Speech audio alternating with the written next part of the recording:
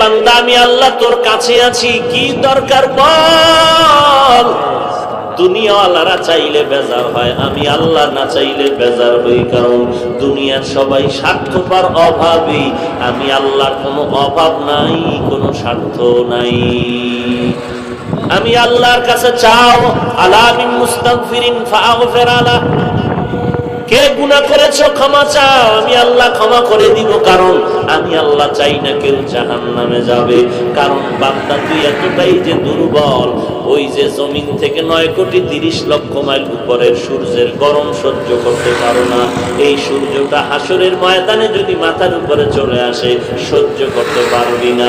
আমি আল্লাহর কাছে তওবা কর, দরজাটা খুলে রাখছি, কুল ইয়া ইবাদিয়াল্লাযীনা আসরাফু আলা আনফুসিহিম লা তাকনাতু মির রাহমাতিল্লাহ।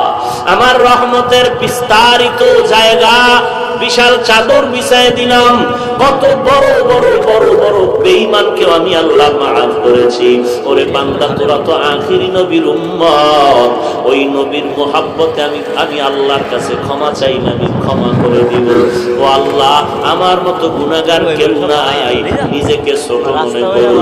এরে আল্লাহর বান্দা, দুনিয়ার ভিক্ষুকেরা মানুষের দ্বারে দ্বারে ঘুরে আর ভিক্ষা করে।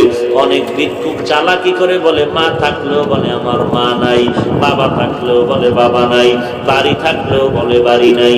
একজনে ধরিয়াই কয় তোর মা বাবা আছে, আমি জানি তুই নাই নাই কেন বললি। ভিক্ষুক বলে ভাই কথাটা ফ্লাশ করো না, কারণ আমি জানি মালিকের দরওয়াজায় দাঁড়াইয়া নাই নাই নাই যত বেশি বলা যাবে মালিকের দিলটা নরম।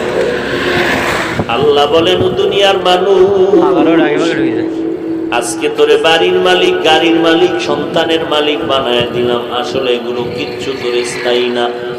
আমি মাওলার দরবারে যদি বিনয়ের সাথে বলো আল্লাহ আমার বাড়ি, আমার ঘর, আমার টাকা, আমার ছেলে, আমার মেয়ে, আমার গাড়ি, আমার সব আসলে আমার কিছুই না। আমার টাকা নাই, বাড়ি নাই, ঘর নাই, এমনকি আমার মরণের পরে কবরের জায়গাটাও আমার না।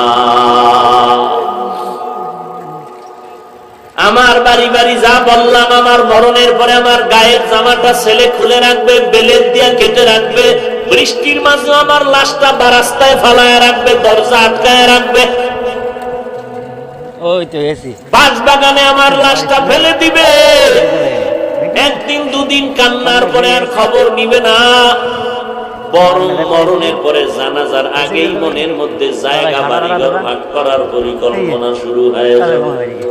ওই কবরে আমাকে একা ফালায় রাখবে, 3টা সাদা কাপড়ে আমাকে বাসিন্দা বানায়, আর কেউ কবরে খবর নিবে না। আল্লাহর নবী বলেন ওই কবরে খবর নেওয়ার জন্য 4টা বন্ধু তুমি সঙ্গে নিতে পারো। ক্বালান নবিয়্যু সাল্লাল্লাহু আলাইহি ওয়া আলিহি ওয়াসাল্লাম إذا وزع الميت في قبره جاء القرآن عند رأسي والصلاة عن يميني والصيام عن شمالي وسائر الحسنات عند رجلي। আল্লাহর নবী বলেন উম্মতের দল অন্ধকার কবরে রেখে যাওয়ার পর 2জন ফেরেশতা আসবে প্রশ্ন করার জন্য। মাথার কিনারায় যখন আসবে 4টা বন্ধু চারদিক দিয়া দাঁড়ায় যাবে আর বলবে প্রশ্ন করার জন্য ফেরেশতারা আসবি না, আরামে ঘুমাইছে, বান্দাকে আরামে ঘুমাইতে দাও, দুনিয়াতে ঘুমাইতে পারে নাই। মাথার কিনারার থেকে বলবে কে আমাদের নিষেধ করলা, জবাব দিয়া বলবে